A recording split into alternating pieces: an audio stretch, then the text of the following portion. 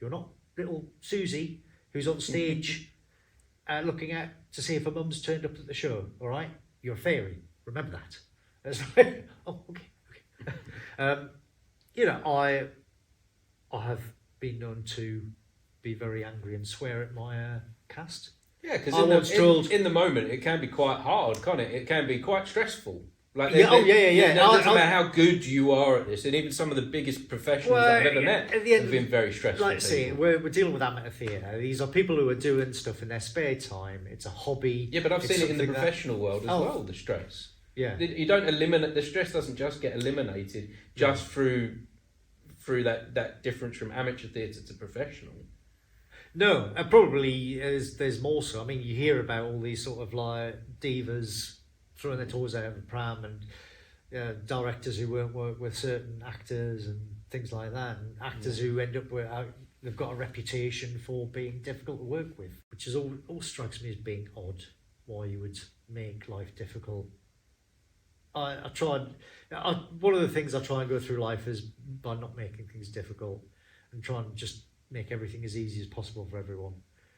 I think sometimes you come across people, like I think you meet people that you can work well with and that you gel with and that you connect with.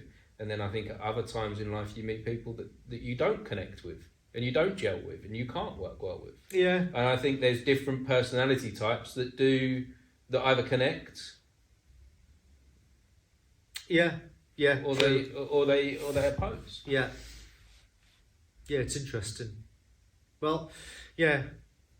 And I think people like me and you over the years, I think we've come together quite a lot on different things, haven't we? Yes, we have. And then then I can think of other people who I've worked with once that I'll never work with again. Yeah, yeah, but there's always learning, isn't there? There's always learning all the time. Like when you directed Dracula, and I was your production manager. Yes, yeah. And I learned a very valuable lesson then of keeping an eye on the budget.